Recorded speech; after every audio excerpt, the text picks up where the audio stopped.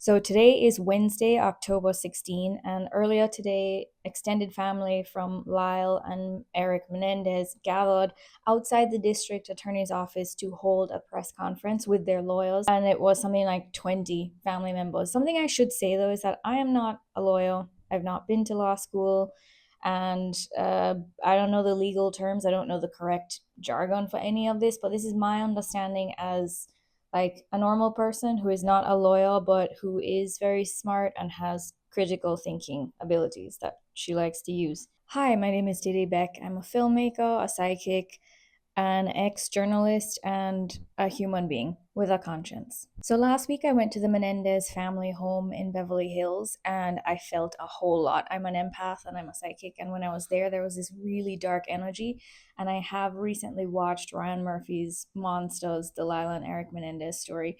I have very strong opinions on that, but it was just very overwhelming. And I remember this case from when I was a kid.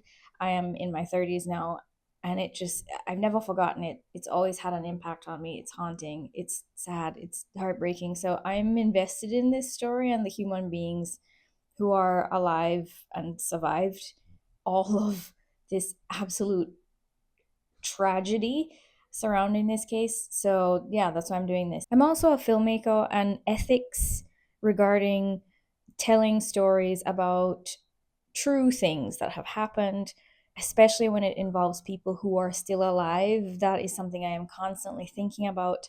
And this is just at the intersection of so many things that are always on my mind. Good afternoon. My name is Mark Garrigus.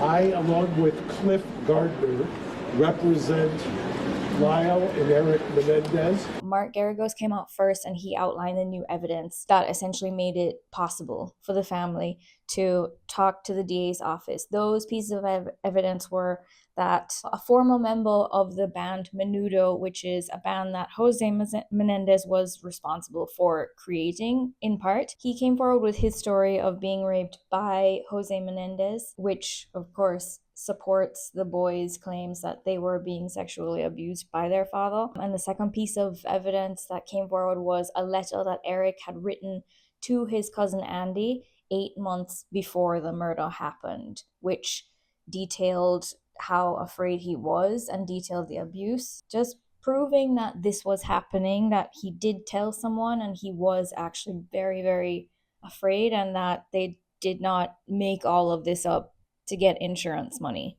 from their parents. If you see me looking down, I've got notes on my laptop. One thing that kept coming up during this whole thing was that it's an election year, which is why it's like they've been pushing it back, because they had filed something last March, as in March 2023. They had filed a petition to like reconsider the case or like re-sentence them, or I'm actually not sure. Not a lawyer, but I understand what's going on. This has been a year and a half in the making, essentially, and it's taken that long because it's an election year. I'm not American. I can't vote, but I've lived in America for cumulatively 12 years.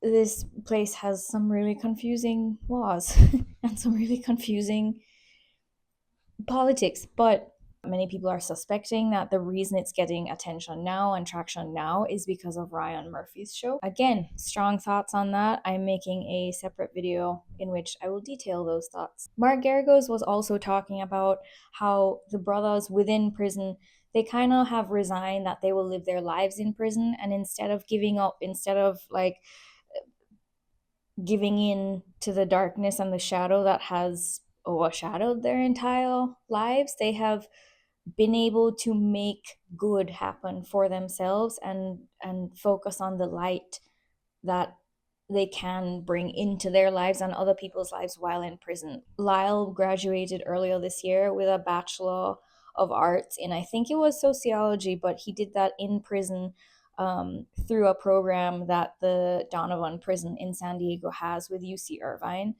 with assisting inmates in the California system to get their bachelor's degrees, which is really, really cool. Eric is a painter. He paints murals, and Eric and Lyle together, since they have been reunited in 2018, they have developed beautification projects for the prison. They've planned and painted murals together with other inmates. They've counseled other inmates, especially those who have been affected by or just experienced childhood sexual trauma. Generally, they have been rehabilitated in the years that they have been in prison, and like they're not a threat to society anymore. That was the gist of what Mark Garagos was saying. He also did say that there were 20 members of this family who gathered from both sides of this family to come together to support these two brothers. And in his time as a lawyer, and he's like a pretty famous lawyer, especially in Los Angeles, he has never seen that in any family, and it's unprecedented, was his word. He said, imagine both sides of your family, 20 people of your family unanimously agreeing on something, coming together and agreeing on something. So think about that. And the last thing he said was, and I've said it once, I've said it twice, if they were the Menendez sisters, they would not be in custody. More family members came forward to speak afterward. The first one was Ana Maria, who was the niece of Jose Menendez. She made a point to say that this is not a political issue. This is an issue of the truth and of justice and of healing, and that the family has set up a petition that anybody can sign, justice for Eric and Lyle. She also emphasized that instead of choosing darkness, or instead of choosing to live in shame, they have decided to like choose a life of light, serving others, helping others in their community being the prison system, of course. Ana Maria was saying how multiple members of their family would love to have been there, but either they had passed away or there were some serious health concerns. It sounds like many of the people who wanted to be there are older members of this family. I would say the most compelling person to speak at this press conference from the family was Joan, who is Kitty Menendez's sister. Joan is about to turn 93. She was very frail. She's very old, and she was really, really endearing in that she... Please know that I'm nervous and full of emotions. I never thought this day would come. I am Kitty's sister. For many years, I struggled with terms with what happened to my sister's family.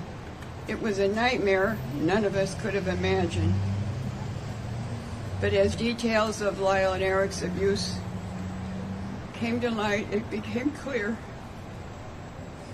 that their actions, while tragic, were the desperate response of two boys trying to survive the unspeakable cruelty of their father.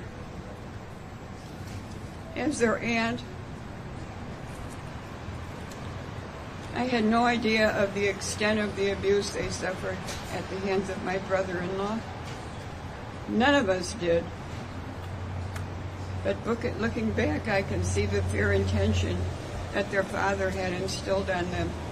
They were just children who could have been protected and were instead brutalized in the most horrific ways. When they stood trial, the whole world was not ready to believe boys could be raped, or that young men could be victims of sexual violence. Today we know better. We know that abuse has long-lasting effects, and victims of trauma sometimes act in ways that are very difficult to understand. They have grown, they have changed, and they have become better men despite everything that they've been through. It's time to give them the opportunity to live the rest of their lives free from the shadow of their past. It really surprised me how just compassionate she was, and it was really touching and really moving seeing this 92-year-old woman talk about something that happened so long ago to her sister, like a really brutal, gnarly, difficult thing that happened to her sister in 1989, and just make a plea to the DA and the US court system to please just give her nephews a second chance at life because they are different people now. This press conference happened right before the family was going to go across the street to the DA's office. Just for context, this was the criminal courts building. They held it outside there, and then across the street is the Hall of Justice. If you Google Los Angeles DA's office, you can see it on Google Street View. After the family spoke, they essentially just crossed the street to go talk to the DA's office. Other family members had come forward to speak, but those were the most compelling ones to me. And what also stuck with me was that the family just wants to see these brothers freed because they have rehabilitated. They've turned something really terrible on both sides of this crime into something that can be of service to others, and that should count towards something, especially in the light of new evidence, and especially in the context of having been children when this began, and not being protected the way that children need to be protected by people who know better and adults. The older members of this family also want to hug Eric and Lyle one more time, at least one more time, while they're still alive on Earth. And I thought that was, that one touched me. Mark Garagos asked that people give them some space and respect their space so that they could go and talk to the DA's office. And then he stayed behind to answer some more questions. And there was like a really strange woman screaming and seeming to take selfies, and that was like a really odd moment. Another one of the urban legends. Here you go, sir. Thank you. Here. Thank you. Here, sir. Mark, has the DA made any you go, overtures sir. to meet with Lyle Okay. and Eric, and have Get you him after. encouraged him to do so? Well, I don't think that the protocol in the DA's office is anything but what we're doing today. The protocol today is that you meet with the resentencing unit, you get informed of Marcy's law, and you go from there.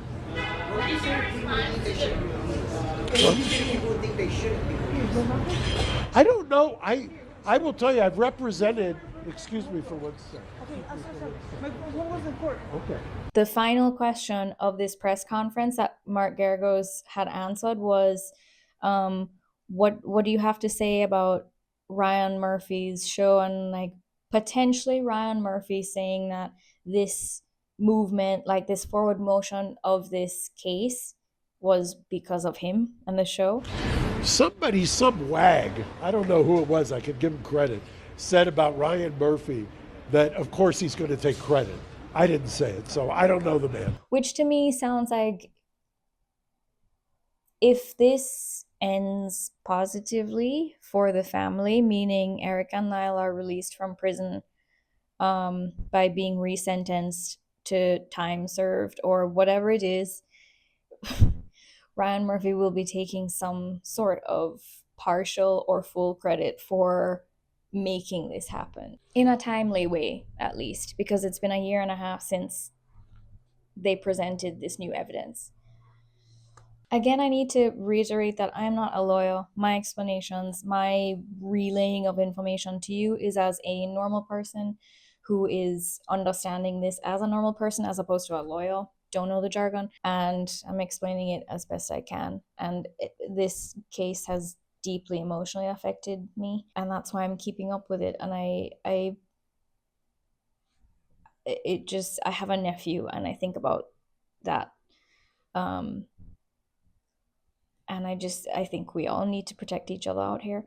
So yeah, hopefully there will be good updates in the future, but I will be keeping tabs on this case if you would like to follow along with me. And I will be sharing my thoughts on the Ryan Murphy show very soon. Yeah. Thanks for watching. See you soon.